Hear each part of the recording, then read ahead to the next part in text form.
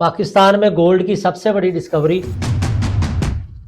800 अरब रुपए का तकरीबन पाकिस्तानी सोना जो है वो निकल आया। अटक के इलाके 32 किलोमीटर में दरियाए सिंध के किनारे या दरियाए सिंध में सबसे बड़ी सोने की दरियाफ्त। अस्सलाम वालेकुम जी, मेरा नाम है ज़ीशान हुसैन और आप देख रहे हैं हमारा यूट्यूब चैनल। सोना जो है वो ज़माना कदीम से एक बेहतरीन एसेट है किसी के लिए। हर इंसान ऐसा सोचता है कि अगर हमारे पास कुछ ना कुछ गोल्ड हो तो हम अपने बुरे वक्त में इसको इस्तेमाल कर सकते हैं। हमारे शरिया में भी सोना जो है वो औरतों के लिए पहनना जायज़ करार दिया गया है और हमारी औरतें इसको अपना सबसे बड़ा असासा भी समझती हैं। पाकिस्तान में पहले भी ऐसे कई दफ़ा हुआ कि सोने की जो खबरें आती रहती हैं। आज हाल ही में भी एक बहुत बड़ी डिस्कवरी अटक के एक इलाका 32 किलोमीटर से हुई।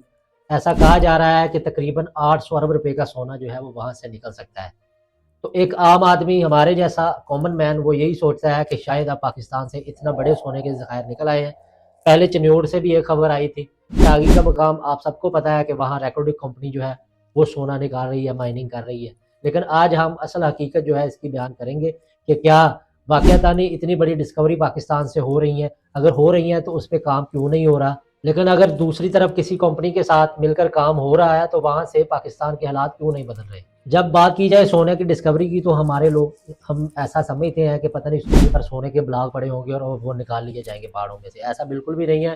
पहाड़ों में माइनिंग की जाती है, बहुत सारी मशीनरी इसके लिए इस्तेमाल की जाती है। और उसके अलावा अगर दरियाओं में से सोना निकले, दरियाओं में से कैसे निकलता है कि पहाड़ों और जब ग्लेशियर फटते हैं तो जितने भी पहाड़ या पत्थर दरिया में गिरते हैं तो वहाँ से आहिस्ता आहिस्ता पानी गुजरता गुजरता रेजा बन के दरियाओं की जो रेत है उनमें सोने के ज़रात जमा हो जाते हैं। फिर दरियाओं में एक्सीवेटर लगाकर उन रेत को निकाला जाता है।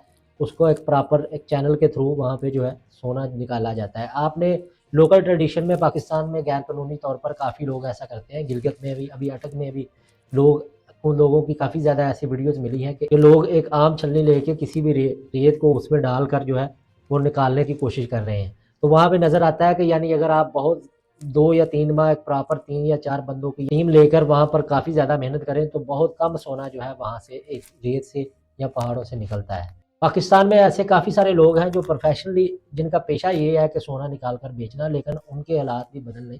आप सोचते होंगे कि पता नहीं वो कितने के लैंडलॉर्ड होंगे, वो बेचारे एक मजदूर तबके से ही ताल्लुक़ रखते हैं। यानी वो खुद कहते हैं कि हम सारा दिन मेहनत करते हैं और बाद में थोड़ा-सा सोना जो है वो हमें मिलता है, यानी हम निकाल पाते हैं, उसको जो है प्यूरीफाइड कर पाते हैं तो फिर जो है हम आगे जाके बेचते हैं मार्केट में। अगर बात की जाए कि पाकिस्तान में गोल्ड की डिस्कवरी की, गोल्ड एंड कॉपर की, तो पाकिस्तान में इसमें कोई शक नहीं है कि अल्लाह ताला ने हमें बहुत ज़्यादा ज़खायर दिए हैं। बलूचिस्तान में भी बहुत बड़ी रिकवरी हुई थी, लेकिन 1993 की बात है कि जब पाकिस्तान की गवर्नमेंट ने एक ऑस्ट्रेलिया की कंपनी के साथ मिलकर रेकोडिक के नाम से एक प्रोजेक्ट शुरू किया था, जहाँ से बलूचिस्तान में जो चागी का मकाम है वहाँ से गोल्ड माइनिंग स्टार्ट की थी। वो कंपनी जो है वो काम करती गई और गुजरे कुछ सालों में पाकिस्तान के उसके साथ केसेस भी चल रहे थे। यानी कि वो कंपनी कहती थी कि 75% जो है वो हमारा हिस्सा है इसमें और पाकिस्तान की जो गवर्नमेंट है उसका 25% हिस्सा है।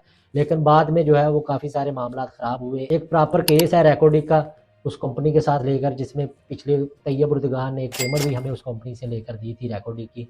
यानी कि बात करने का मकसद यही है कि अगर किसी मकाम से कोई सोना निकलता भी है तो उसका इतना लंबा प्रोसेस है कि उसका इम्पैक्ट पड़ते हुए किसी भी मुल्क के ऊपर 10 से 15 साल लग जाते हैं। और फिर हमारे जैसा मुल्क जहाँ पर हर 3 या 4 साल बाद गवर्नमेंट तब्दील हो रही हो, वहाँ पर ऐसा मुमकिन ही नहीं है कि कोई भी एक गवर्नमेंट जो है वो किसी काम के लिए इनिशिएटिव ले और फिर उसको तकमील तक पहुँचा पाए। अगर बात की जाए, 2 दिन पहले एक न्यूज़ चल रही है कि अटक के एक इलाका जिसको 32 किलोमीटर कहते हैं, वहाँ से दरियाए सिंध में बहुत ज़्यादा सोने के ज़खायर दरियाफ्त हुए हैं। तो हम इसके बारे में भी आपको तफसील से बता देते हैं कि पाकिस्तान के एक साबिक वज़ीर मादनियात जो थे इब्राहिम हसन मराद, उनको 1 साल पहले वहाँ पर खबर मिली कि जो लोकल्स हैं, आम लोग, यानी कि वो अपने एक्सीवेटर या कोई जितना भी उसके पास था वो लेके अपने औलाद सोना निकालने की कोशिश कर रहे हैं अटक में से दरियाए सिंध में। तो फिर उन्होंने वहाँ पर अपनी टीम भेजी जिसे हम जियोलॉजिकल सर्वे ऑफ पाकिस्तान के नाम से जानते हैं। वो एक अदारा है जो स्पेशली वहाँ पे जाके सैंपल कलेक्ट करता है। उन्होंने सैंपल कलेक्ट किया 27 मकामात से और फिर आके बताया कि जी हाँ, वहाँ पर सोना मौजूद है। तो तब तक उनकी गवर्नमेंट जो है वो जा चुकी थी। अब दोबारा 1 साल बाद 14 जनवरी को ये खबर दोबारा ब्रेक हो रही है कि वहाँ पर इतना बड़ा सोने की ज़खायर जो है वो दरियाफ्त हुए हैं। ये सिर्फ़ एक खबर के हद तक होता है, यानी कि मीडिया पर एक खबर के चलने के हद तक ऐसा होता है। हम आपको बता चुके हैं कि कितना मुश्किल है डिस्कवर करना, फिर उसको सोने को फिर निकालना किसी भी कंपनी के साथ मिलकर और फिर उसकी ऑक्शन के लिए लेके जाना।